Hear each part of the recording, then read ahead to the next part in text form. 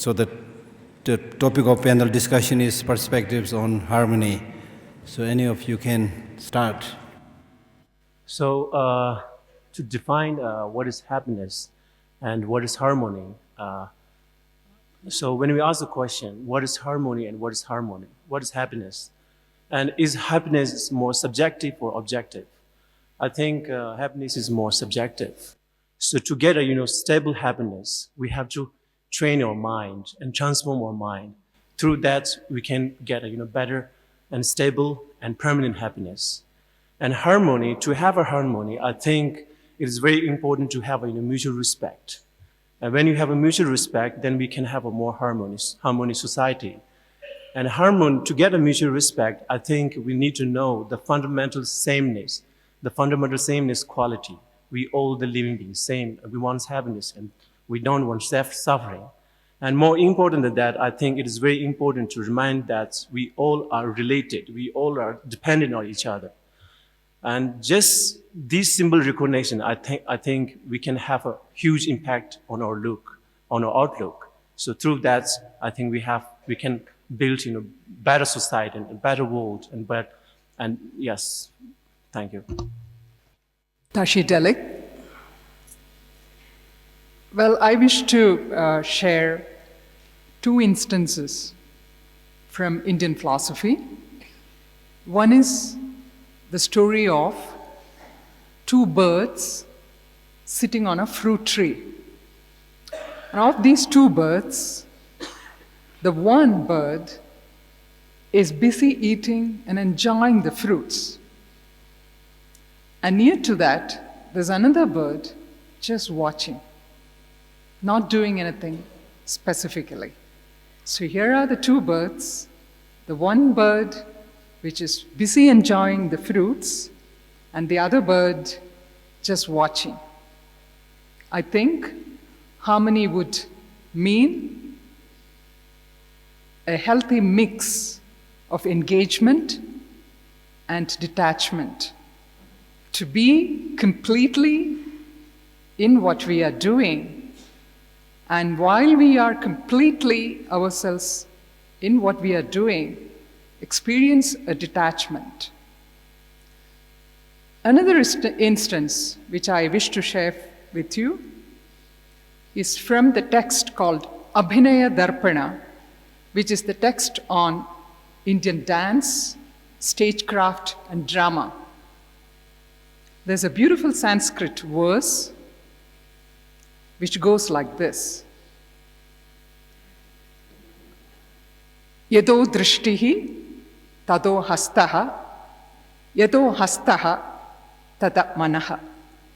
Which means an ideal dancer, where her eyes is, there goes her hand, and where her hand goes, there goes her mind, which again indicates to be full and completely be with what you are doing. And I think harmony once again brings in the ability to be with whatever we are doing in a complete manner and recognize that as the source of happiness. In my perspective as a clinical psychologist and neuroscientist, and also in my perspective as a human, I too see harmony as a dance and also a negotiation. Humans and all animals on this planet are governed by motivations, the motivation for reward and the motivation for protection. And every situation in our life is marked by cues for reward and protection. And the harmony is striking the balance of making behavioral actions that are that demonstrate awareness of the potential for reward and the potential for danger or risk to oneself. And the way that we find this balance is to cultivate a quality of mind which allows us to find clarity for these cues in the environment. Many of the people who are suffering from emotional disorders, the people who I treat in my clinical trials and who are in the clinics where I train tomorrow's clinicians, have a quality of mind that obscures them from these cues for reward and danger in their lives.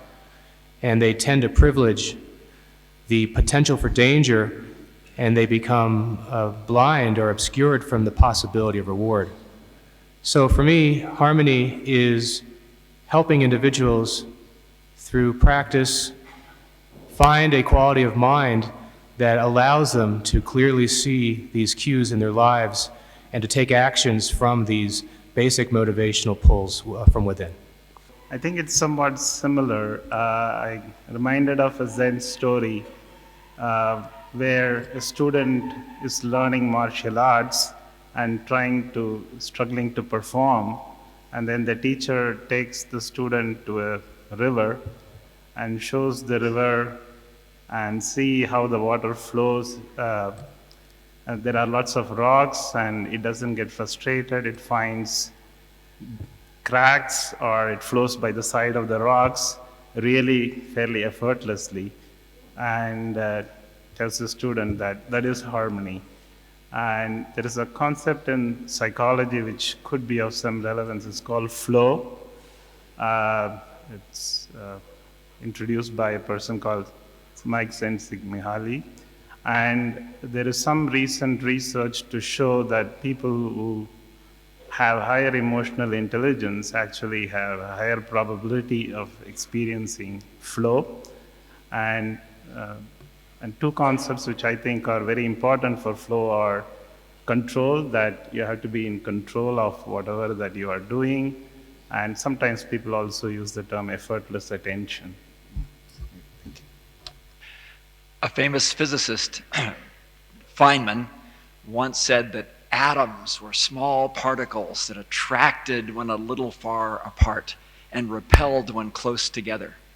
And that's a recipe for balance. If you have two hydrogen atoms, they attract until they come together to a certain distance when the repulsion balances the attraction, and they make a molecule. Going the next step, inside those hydrogen atoms, there are protons. And George Gamow was a physicist who was thinking about those protons, and they repel each other by electrostatics. Inside the sun, the gravity and pressure and temperature drives those protons together until they eventually become helium and energy. So George Gamow reported he had great happiness one night when he realized he was the only person on Earth who knew why the sun shone and that it was going to continue to shine for billions of years. Soon, he acted as a teacher and shared that knowledge with all of us so we can all be happy to look up at the sun and know it's going to continue to shine. However, continuing the story, my professor at MIT, A.P. French, was at a laboratory in the 1940s, and he was asked to bring the power of the sun to Earth. And during the day, he took two isotopes of hydrogen and collided them. And he said when he went to bed that night, he knew that the power of nuclear fusion could be brought to Earth. Now it turns out that power can be used in different ways. We can use that power of combining those protons and releasing the energy to power the Earth and make many people happy. But it hasn't been used that way yet. So far, the only way it's been used is to create the hydrogen bomb. And this is why scientists need to talk to people who are not scientists, to people who are philosophers, to help the world achieve the understanding and the balance where the use of this nuclear fusion is for everybody's happiness and not for the release of terrible, damaging punishment. Harmony, in a sense, when we talk about cosmos, and especially from astronomy and astrophysics point of view. In a simpler format, I think it is fundamental cause and root which generates happiness. In our cosmos, there is a harmony, and science is trying to explore, and science is exploring how it exists since 100 years back, from Carl Sagan times. In our own solar system, planetary system, there is harmony, synchronization. That's why it's functioning smoothly. I think what I believe it is a state where we feel comfortness. We feel synchronized to each other. And if we are synchronized to each other, that really generate happiness and that fraternity in that group. I think that is the balanced state. If we are deviating by any means of noise or any disturbance, that may destroy our harmonious state. So meaning achieving harmony in our system, maybe in human life, maybe in our group, maybe in nature, which is already there, ultimate aim through this philosophical, very important line in Indian philosophy, there is no adi, there is no end. That means there is no start, there is no end. Everything is already in this cosmos. So we have to understand. That is all about, from my point of view.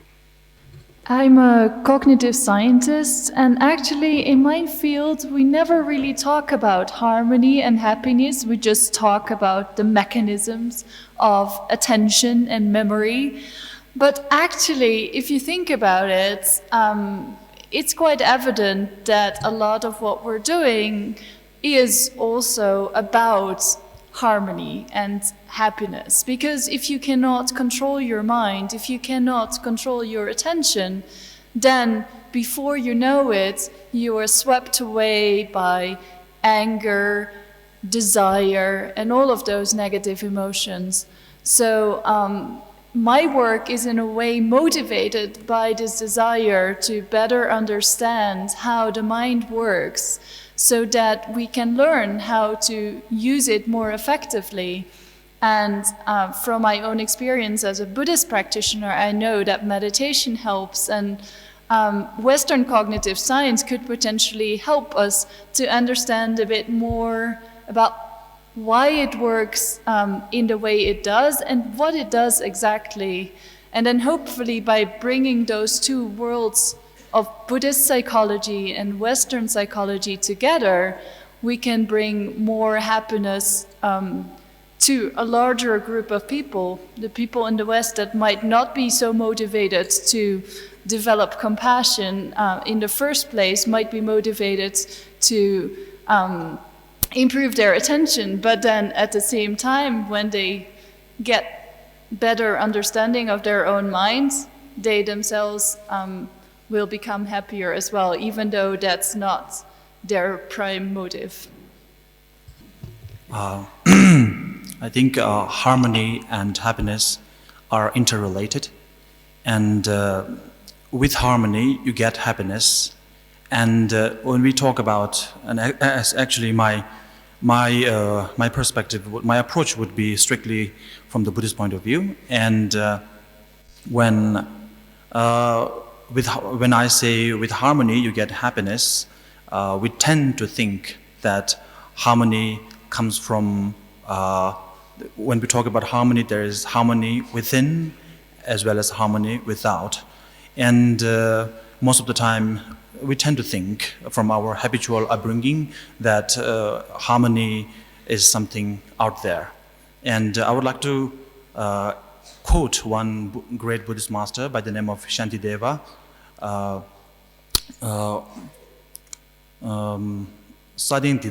In Tibetan it says, "Sadin dida koyoto tinye kowe kalalang, lamdi zamgi kowe ni sadin tamje yodata." So to avoid your feet from getting dirty, if you want to cover the whole world with leather or hide, it is not possible. But if you cover your feet with the hide, then the problem is solved. So I think harmony, the answer is there. It's from within. In my work in clinical psychology, on a daily basis, when I do therapy with patients, people that come to me with who are suffering from various conditions. I meet these people for the first time, and my job is to establish some harmony with them. And oftentimes, it's difficult. You need to sort of find a common ground, find ways of relating to a person that you've never met before, who's experiencing something you've never experienced. And the ability to establish harmony with someone, we often call the therapeutic alliance. And it's one of the most powerful predictors of success in psychological interventions. And I think it requires both kinds of harmony, from within and without. So being able to recognize, your own reactions to the client or to the patient that you're seeing, and also recognize, the energy in the room to establish harmony. When I think about happiness and its relationship to harmony, I think of two different key ways that people engage in the world. And one of them is a very lower level, sort of reflexive or instinctive or habitual way of engaging with oneself and other people in the world around them. And the other is a very intentional and deliberate and purposeful way of engaging with oneself and people around you. And harmony, I think, is discovering the strategies or the techniques or the wisdom to use these different modes of being in different situations that you find yourself in. It's a little bit like how we think of harmony in music. We have different instruments playing different parts together, and some are easy and some are more difficult. And only when they're all working in a harmonious way does it sound nice. So I believe that the reason that Western health professionals and mental health professionals can learn something from the Buddhist traditions or the contemplative traditions is that we might be able to discover more about how a person can train their own musical conductors in their mental life to use the tools that they have in a more strategic and adaptive way, a flexible and adaptive way. It's a great perspectives on harmony. I would say, to add to that, I would say harmony is a balance between both internal and external experiences, as well as within different internal experiences. As a clinical psychologist as well, I work with patients who suffer from all sorts of different things. And most of them, I would say, have fallen out of harmony. And I think it's our job as clinical psychologists to kind of help bring them back to balance. So for people who have experienced post-traumatic stress, as an example, I would say often are disharmonious and focused primarily internally without really acknowledging the change in external environment. So I think it's our job as clinicians in a lot of ways to bring that balance and harmony back to our patients. All the participants, we are in harmony. Why? Because our body is in harmony. Our heart is beating 72 per minute. Our lungs have been taking respiration 15-20 times per minute. Our intestine is digesting harmoniously everything which we have just had. Liver is metabolizing all those things. That's why we are in harmony. If everybody functions, do their function properly, we are in harmony. This is body harmony. Now come to the head. We always think of in the brain there is only mind. But the 4-5 things are working on the brain. Brain is the playground of mind, self, life, and consciousness. Consciousness is that which looks after what is happening in our mind, self, and life. And by which? Information. All this information which is coming from the body, information coming from outside, all these things should be in harmony. Information is the spoiler. If you get a bad information, everything, harmony is disturbed. If you get a correct information, your harmony is restored. body, mind. Now come to the cosmos. We are in the planet Earth, in the star sun. Wade through the interstellar space, intergalactic space, and the inter-universal space, from where the multiple universes are born. Now, that essence, if we are in communion with that essence, we are in harmony with myself, with others, and with the universe. Thank you.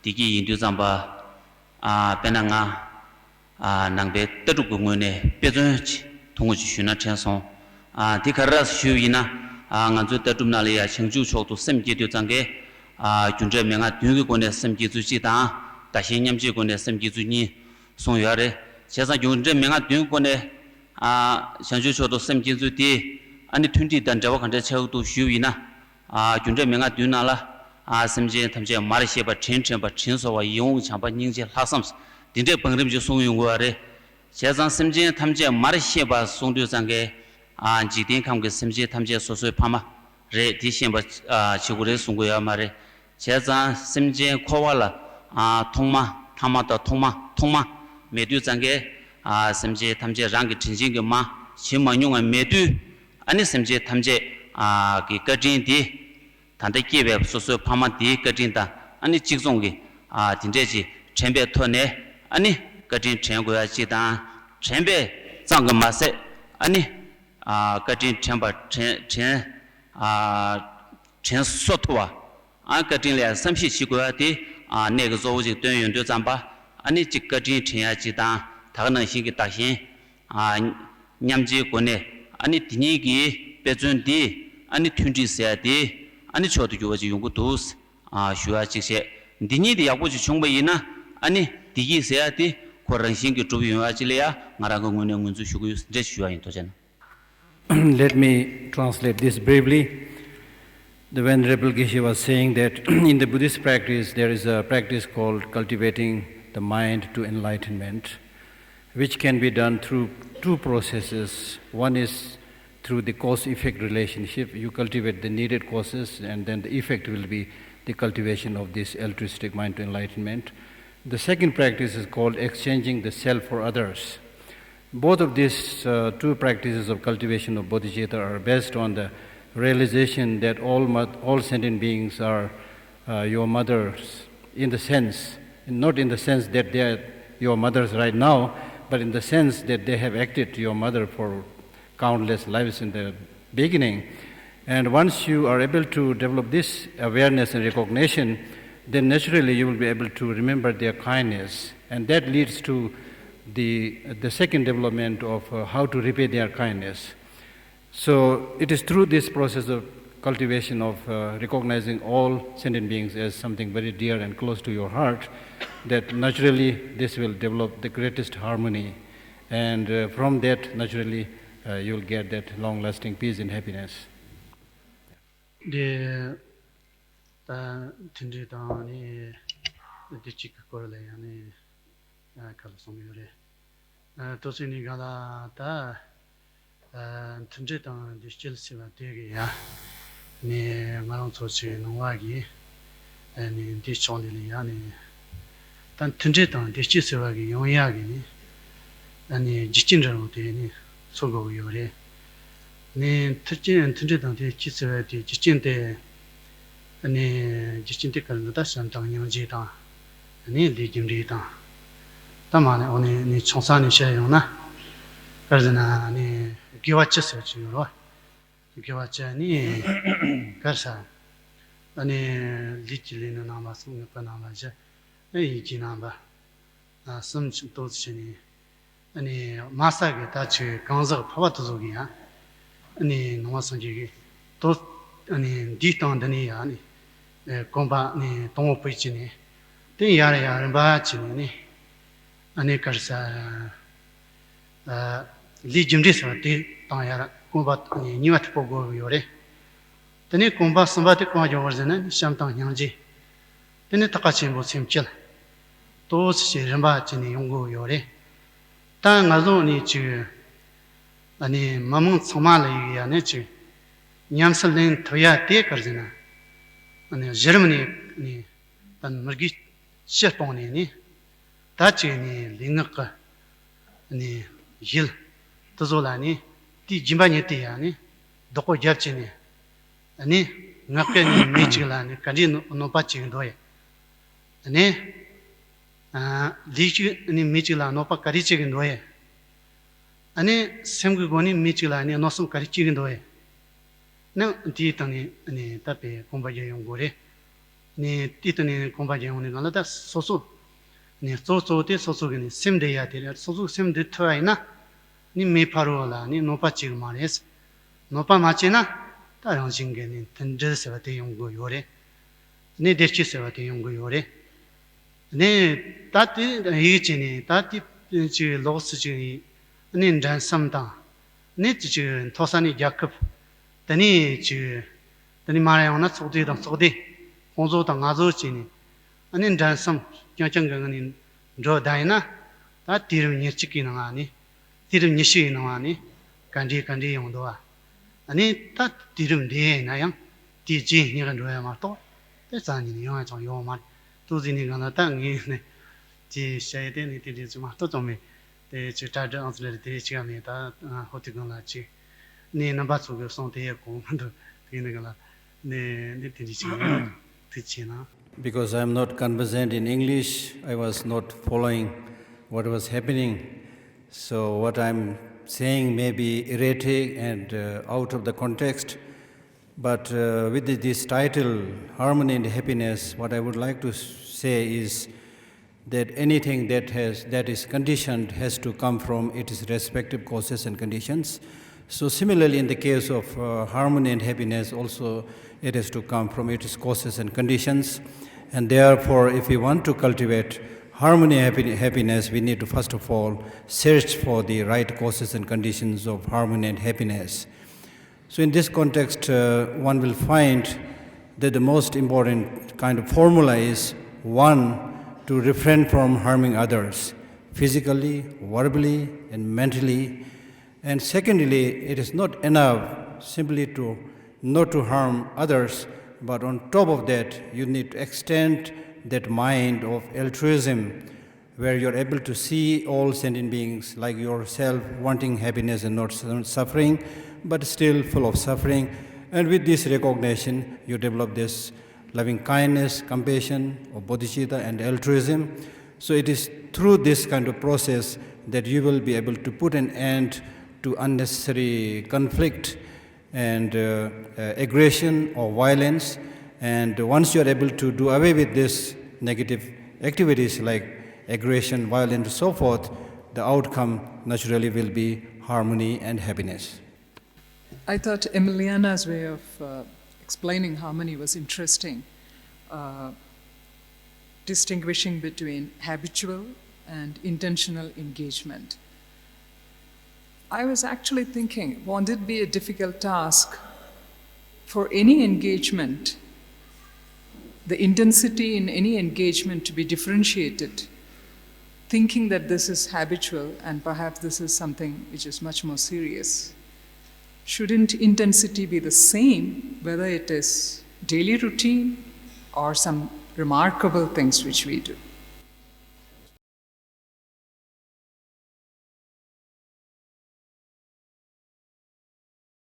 I thought of these as more automatic or inherent within us, and the degree to which we have access to these pulls within us may be enhanced by a deliberate process of training the mind so that we can see these cues. So I appreciate what she said. To follow on your point, I think it is important to recognize that the habits and reflexes that we carry aren't permanent or unchangeable. And it's very possible that through practice or training, we can shift perhaps a habit towards aggression or violence into a different kind of habit, so that when we encounter something that that disrupts our goals or impedes our desire to approach something. Instead of thinking of aggression and violence, we can think of a cooperative solution or another way to solve the problem. And that's possible through some of the training exercises that I think the Buddhist traditions can offer. So to follow up on my own points and in relation to what's been said, we've been talking about training the mind as a way to potentially increase happiness. I think actually this meeting is quite remarkable and important in that it brings the scientific study of maybe, training the mind and developing, cultivating different capacities of attention together with the bigger questions about what it means to be human and what it means to be kind and compassionate. And if we only focus on training the mind and training our attention, then there is always the danger that, we train our attention to become a perfect sharpshooter or something like that. So I very much appreciate the importance of coming back to our motivation and our intention. I really liked what you said about the birds, the metaphor of the birds. And I think this relationship this balance between engagement and detachment is something I think a lot about in my research and also in my clinical work, right? So, how do we instruct our patients as to when they should be engaging and when they should be detaching? Oftentimes, I think it's very hard to teach that balance, and it's something I struggle with, even to understand sometimes in my own experience. Well, thank you. I think we can have a longer discussion later, but I'll put it very short now. I think detachment may not be possible in a forced manner, right? You engage for 10 minutes you detach. I don't think that's possible. So the only way to detach is observe while you're engaged, because observation brings in detachment. I'd like to emphasize something that Saket mentioned, which was looking for the harmony of the planets, and the essence of science as looking for laws that allow us to predict if A happens, then B will follow, this causality. And the search for that harmony in nature, that harmony that may be there for us to discover, or when we do discover it, what do we do with it?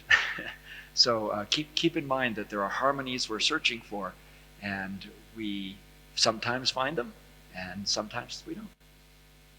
But there is a very famous quote by Carl Sagan, the well-known astronomer and science communicator. Humans are intentionally searching harmony in the nature.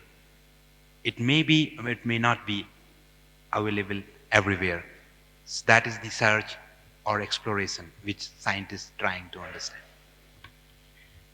Mahatma Gandhi said, there is enough for everybody's need, but not enough for everybody's greed. So it is this kind of negative emotions like greed which is destroying us, which is splitting us into parts. It may not be surprising to note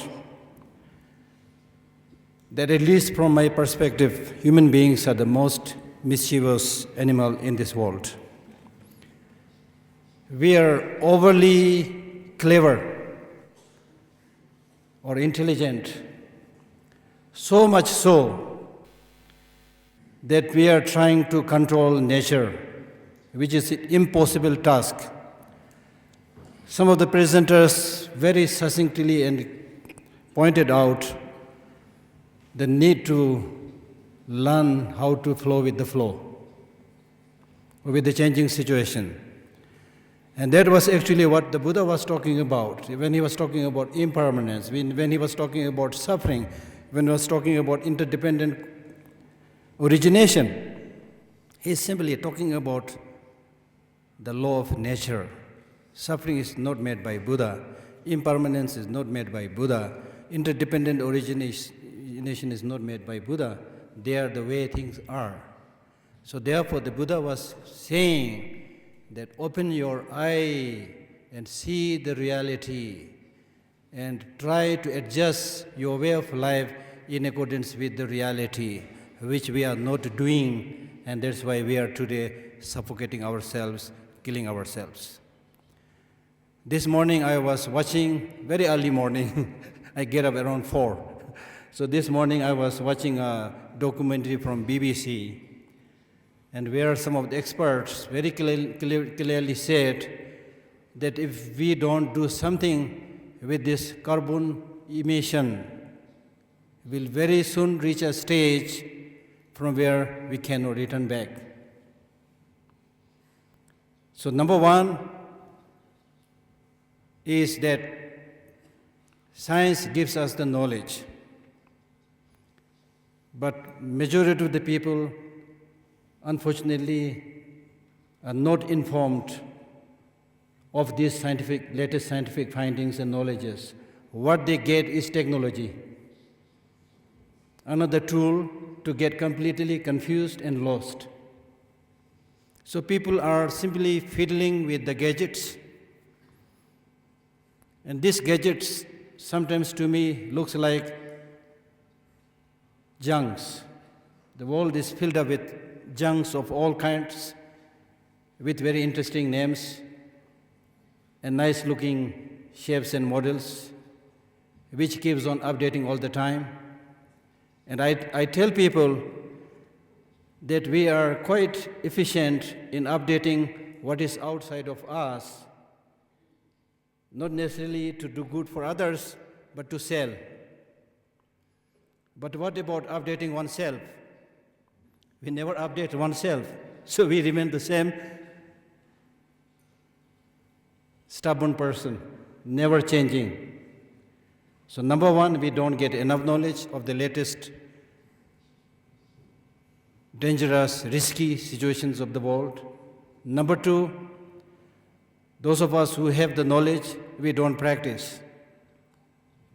So who is going to practice to bring about this change? So that's a very, very challenging task. But in Buddhism we say that everybody has Buddha nature, so let us not completely give up hope. So what we really need is that through this kind of dialogue and discussion, we need to tell in unequivocal terms that there is no shortcut solution for these major problems. As we say in Buddhism, there is no push-button enlightenment, no shortcut to enlightenment. So we need to, number one, realize the reality,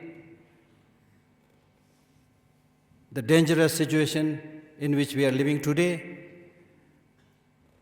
Then accordingly, before it is too late, each of us need to take steps which would stop us moving towards committing this global suicide, as I said this morning.